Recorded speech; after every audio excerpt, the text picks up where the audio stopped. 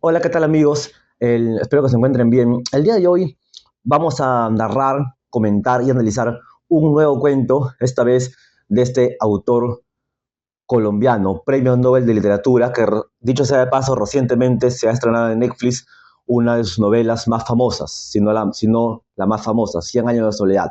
Pero en esta ocasión voy a narrar y analizar un cuento de este autor que se encuentra en este libro, Los funerales de la mamá grande. Y el cuento se llama La siesta del martes. Y vamos a continuación. Se trata de la historia de una madre con una niña que viajan en un tren trepidante en pleno verano del mes de agosto en Colombia. Viajan a un pueblito con la consigna de visitar un cementerio. El cuento está ambientado, más o menos para poner en contexto, en una época de historia colombiana llamada la violencia, entre los años 1948 y 1957. En esta época se desarrolló un conflicto armado, sangriento, también entre el Partido Conservador y el Partido Liberal. Entonces, en esta época se está desarrollada dicha historia. Bueno, como les decía, el cuento comienza con un tren que sale trepidante en ese momento rumbo a un pueblito. En este tren se encuentran una mamá y una niña. El cuento comienza con esta frase.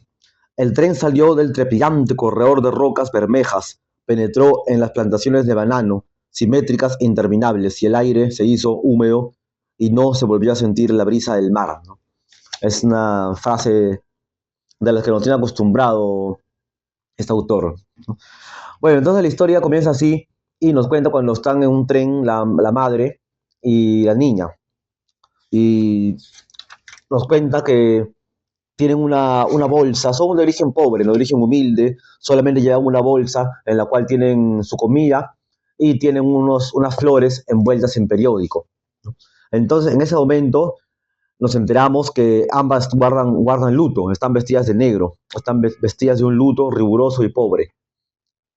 Entonces ahí nos enteramos que van rumbo al cementerio, ¿no? Entonces, pero no sabemos para qué, ¿no? O sea, a quién están visitando. Entonces nos cuenta ahí que la niña tenía 12 años y la madre tenía, no sé, no nos dice la edad, pero parecía un poco avejentada, un poco desgastada por la vida que llevaban, ¿no? Se le veía triste, no parecía su madre, decía, no parecía su madre porque se le veía muy mayor para ser la madre de la niña. Entonces, bueno, nos cuenta que a las 12 del día empezó el calor fuerte y el tren avanzaba, pasaba por varios pueblos, se detuvo en uno de ellos para recoger agua y después ya no se detuvo, ¿no? Pero el tren iba lento, lento, lento por cada pueblo, ¿no? Hasta que llegó a un pueblo desértico, solitario, donde ambas bajaron, ¿no? Ahí bajaron la madre y la hija, bajaron en ese momento. Entonces, en ese momento que bajaron, ellas vieron todo vacío, así casi todo cerrado, porque eh, justamente en ese momento el pueblo estaba en la siesta, era un día martes, dicho sea de paso, y en ese pueblo a las 11 entre las 11 de la mañana hasta las 4 de la tarde todo cerraba, ¿no? También por el calor intenso que hacía, dice que todos los negocios cerraban, la gente se encerraba en sus casas a dormir la siesta, era la hora de la siesta, una hora que se tenía que respetar a rajatabla. Entonces solamente estaba abierto el, el botel del pueblo, su billar y su cantina. Pero cuando ya ambas bajaron del tren, cruzaron la pista, cruzaron el pueblo y se dirigieron hacia una iglesia, una parroquia, que era la iglesia del pueblo. Entonces, cuando ellos tocaron estaba una red, ¿no? Como un alambrado, pero nadie les abría.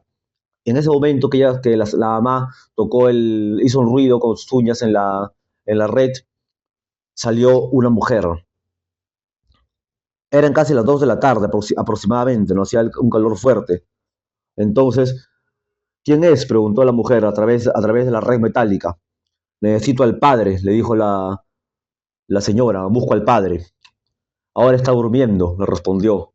Es urgente, insistió la mujer. Entonces, después de tanta insistencia, ¿no? De un intercambio de palabras, la mujer los hace entrar y los hace esperar, ¿no? Como un tipo en una salita de espera.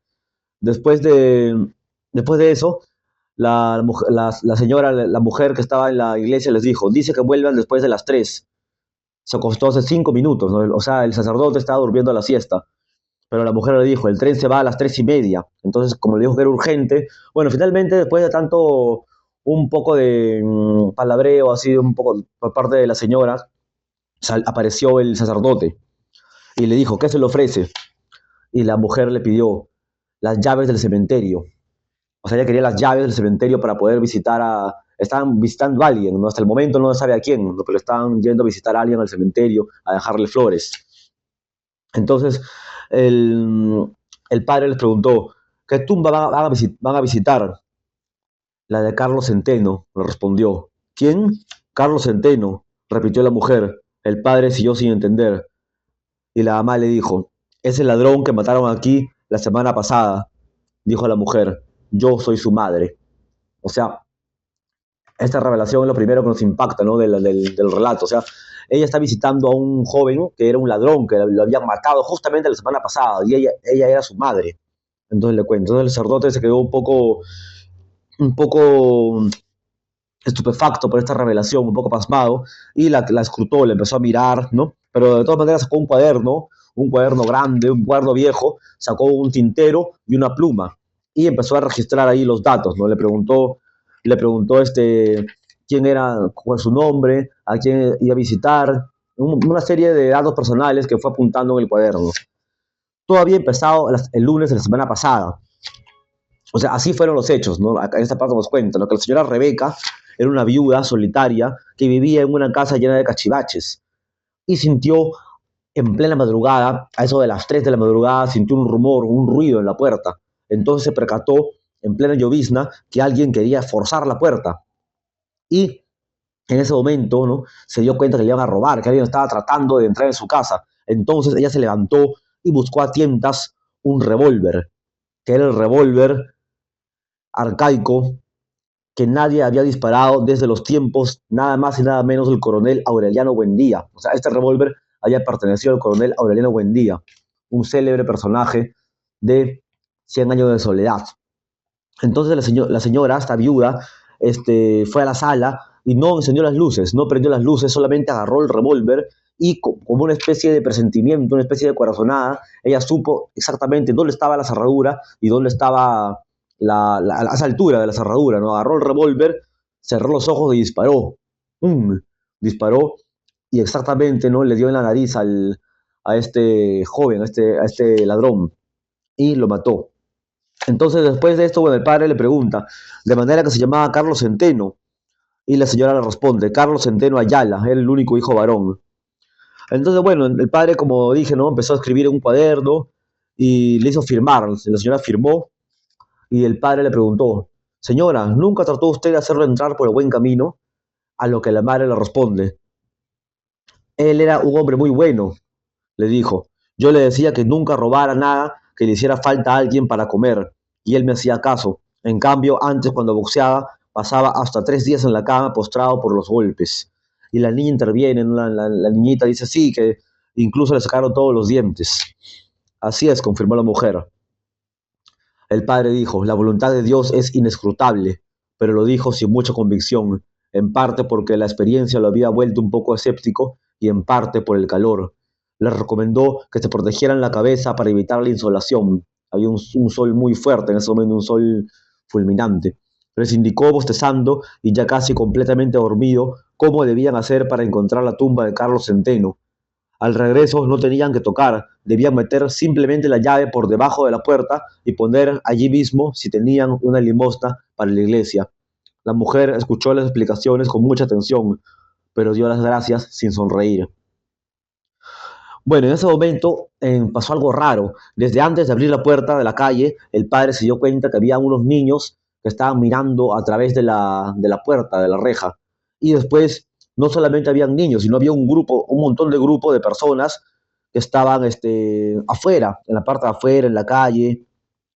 Pero era raro, porque a esa hora, por lo común, nunca había gente. Entonces, a esa hora nunca había gente.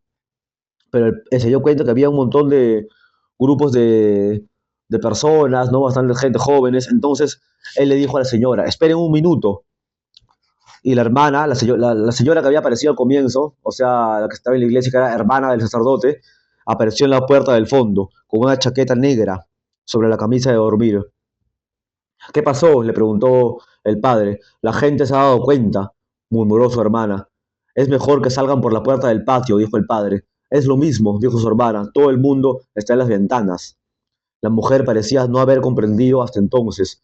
Trató de ver la calle a través de la red metálica. Luego le quitó el ramo de flores a la niña y empezó a moverse hacia la puerta. La niña la siguió. Algo había pasado, o sea, la gente, los pobladores, se habían dado cuenta de la presencia, ¿no?, de la señora, una presencia que no, una presencia rara, ¿no? Algo había pasado. Entonces el padre, un poco asustado, les dijo, esperen a que baje el sol, se van a derretir, dijo su hermana, inmóvil en el fondo de la sala. Espérense, yo les presto una sombrilla. Gracias, replicó la mujer, sin embargo, así vamos bien. Tomó a la niña de la mano y salió a la calle. Bueno, aquí termina este relato de Gabriel García Márquez. Es quizá, no tiene un final impactante como otros cuentos, pero nos deja mucho que decir, o sea, nos deja como un final abierto. Nos dice que a pesar de que había mucha gente afuera que estaban mirando, estaban observando, finalmente a ella no le importó y de todas maneras salió con la niña, con su ramo de flores, a visitar la tumba del ladrón, de este ladrón que acaban de matar la semana pasada. Eh, Ahora, bueno, haciendo un poco de análisis, nos preguntamos qué querían estas personas, analizando un poco por qué estaban amontonadas afuera, como un poco enervadas, sorprendidas por la presencia de esta señora y su hija, una presencia inusual en el pueblo. ¿Qué querían? De repente querían, estaban ahí solamente de curiosos, o querían recriminarle algo, o solamente querían ver, no sé, chismosear, de repente querían decirle algo a la señora, querían culparla del crimen, porque, no sé, porque era la madre de un ladrón, por no haberlo educado. Bueno, no sabemos, no lo dice en el texto, no nos dice qué cosa querían esas personas, ¿no? Pero estaban mirando, estaban afuera, como esperando algo, ¿no? Quizás solamente querían ver, ¿no? Querían saber para qué venía, quién era esa señora, o ya se habían dado cuenta que era la madre del ladrón, bueno, no sabemos. Pero, como le dije, es uno de los es el primer cuento de este librito que está aquí, Los funerales de la mamá grande. Y acá aparece el coronel Aureliano Buendía, un legendario personaje de la novela Cien años de soledad. Bueno, les dejo porque ustedes también analicen un poco el relato, qué querían estas personas, qué nos quiere decir García Márquez, ¿no?, con este cuento. Y como les dije, se encuentra en este libro, Los funerales de la mamá grande. Lo recomiendo. Eso es todo por hoy. Hasta la próxima. Gracias.